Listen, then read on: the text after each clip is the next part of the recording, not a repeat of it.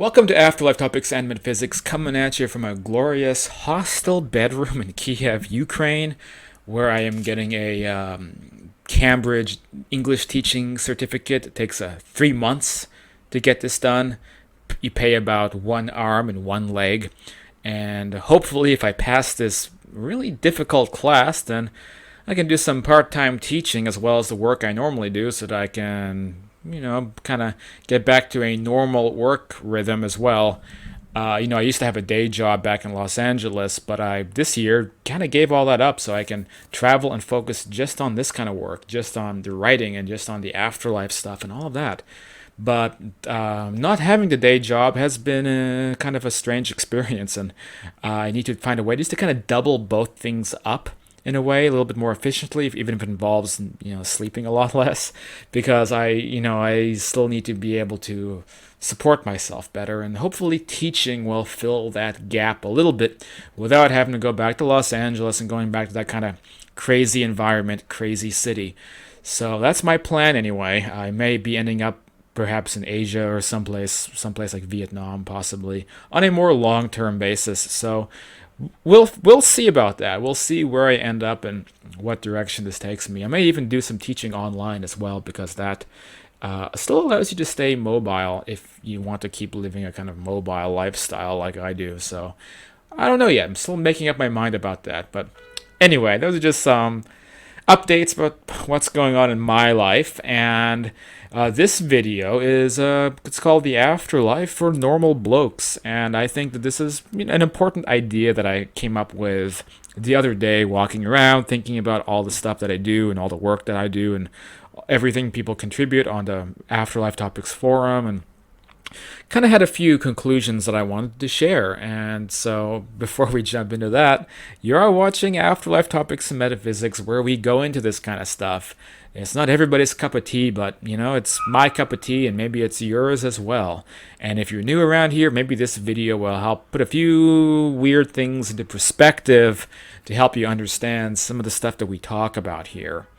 So before we go any further, go down, hit that subscribe button, the notification bell, like the video, share the video if you think that this is interesting stuff, and you want other people to learn about it while supporting the channel, because you kind of have to do all that to keep YouTube believing that your channel is relevant enough for them to recommend it to other people, because the little robot algorithm likes to blacklist channels all the time that they deem politically incorrect or not relevant enough, and various other ridiculous things like that. So to jump into it, when I was first being introduced to these topics, and this is a long time ago, this is when I was an adolescent, just barely past puberty, but I had a big mind, always thinking about these topics. I was like 13 years old. This was at least 5 years ago, I think. I'm just kidding. I'm in my 30s. I know sometimes I look like a little boy, but not that much. One of the challenges I had was that so much of the information was on this cosmic celestial level that I couldn't relate to. And I actually can more easily these days. But for example, so many near-death experiences, if you go into that field and you begin studying those, it's jumping into the deepest end of the pool imaginable. So we're talking about 10th dimensions, 11th dimensions, 12th dimensions, 15th dimensions, merging with cosmic consciousness, gaining access to all information that has ever existed. You name it. I mean, crazy stuff that just goes far above and beyond.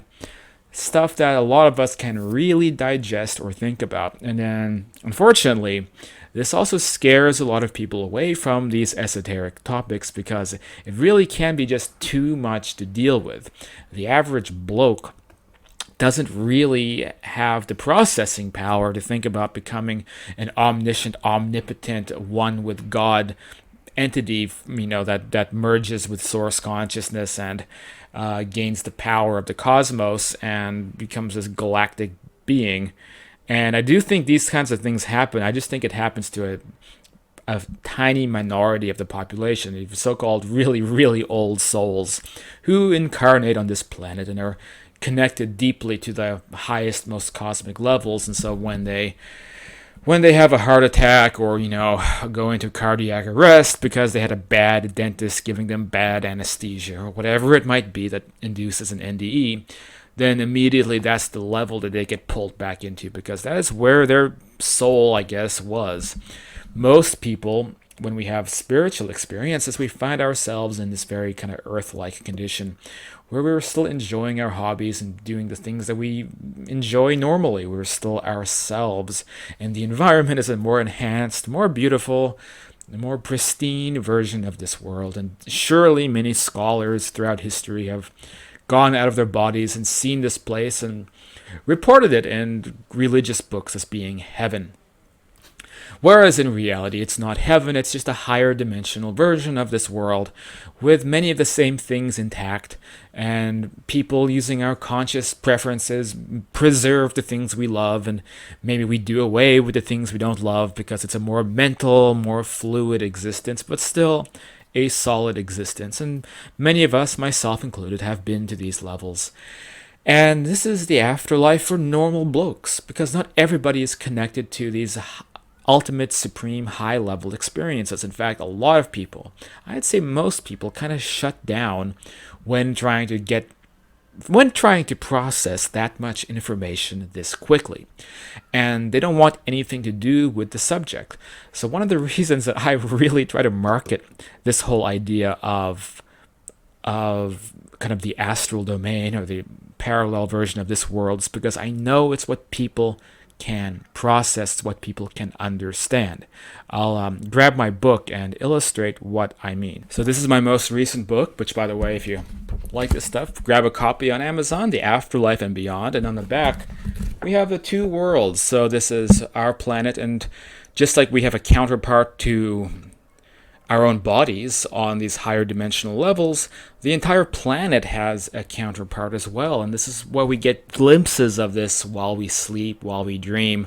And if you develop your consciousness, then you can go into what we call astral projection to have full awareness on that side, right? So that's what I keep, if you've watched this channel, if you read my stuff, you know what I'm talking about. But this is the best way, I think, to be able to get the message across to people. It doesn't mean that I think that these supreme cosmic levels of consciousness are not relevant, or they're not things that we should experience or learn about. But what I'm saying is, what I'm in the business of is I want information that's going to change people's perspectives. I want the normal people to get their feet in the door to begin thinking about higher dimensional consciousness. You're not going to do that from going A to Z. You're going to do that from going A, B, C, D, E, F, G. And the next logical place from this world is going into the world that is very similar to this world, because it's this progression, it seems like, from all the knowledge, all the information I can gather. It's this gradual, very gradual progression. And it has to be this way. If it's not, a lot of problems arise. Then if you try to hit people over the head with these higher level concepts, people shut down. They want nothing to do with the subject, and that's the end of it. But if you keep things on the level they're supposed to be at, the natural progression of where we go from our life here into a level above this life, then people can get it. And everybody loves the idea of being in an upgraded version of this planet, where a lot of the issues and the diseases and the insecurities and problems here don't exist. For most people, that is heaven.